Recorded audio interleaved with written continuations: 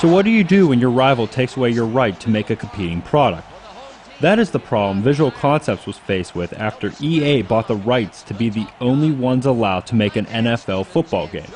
After they made what I will argue as the best pro football game ever with NFL 2K5, EA felt the pressure and snapped away what could have been a great rivalry. But this would not stop 2K, only make them have to come up with something a little more creative. Their answer came a couple years later with All-Pro Football 2K8. Instead of featuring current NFL stars, they had rosters filled with stars from the past. You load up the game and immediately enter a create a team. Sure, you can pick your team's colors in the stadium you will play in, all of which is great and important on their own right. But there is a more important thing that you have to decide, like who's going to be on your team. Imagine around 100 great former NFL players decide they want to play a game of pickup football. They all line up along the sideline and designated you to be the captain and pick the team. Yeah, that would be a little intense. The players are broken up by talent. You can pick 2 gold players, 3 silver players, and 6 bronze players for a team of 11. So you have to make some decisions. Like, do you want Johnny Unitas at QB but not have a great DN like Reggie White? It is really fun to mix and match superstars from different eras to create your own dream team. Also, I want to meet the person who told Greg Lloyd he was going to be a silver player. I wouldn't want to have to do that. People who think James Harrison is a scary player do not remember Greg Lloyd. After you have your team set, it's time to hit the gridiron. The football itself is solid, but leaves a lot to be desired. It is great because it's basically the same system from 2K5, but it's underwhelming because it's basically the same system from 2K5. This means that if you've only played Madden, then it's going to feel very different.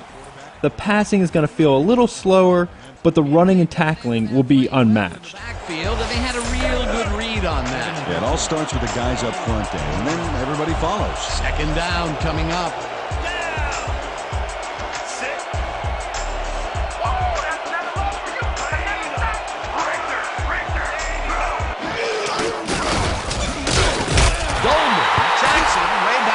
The 35. If this is your first time playing a 2K football game, it's going to take some getting used to, but once you do, you will find it to be a very rewarding football system.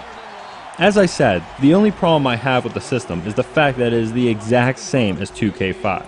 I would have liked, with a couple of years and a new console generation in between entries, them to have improved the gameplay instead of shipping out the same thing.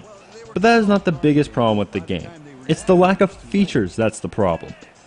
The game pulls a Wes Welker and drops the ball without having a franchise mode. Franchise mode is my favorite part, taking a team through the years. In this, there is a season mode, and that's really it. Go through a season, make a new team, rinse, and repeat. It doesn't make me put in the hours like I do other sports games. It is disappointing because it could have been so much better. And with online play that is functional but not deep, it creates an overall underwhelming experience.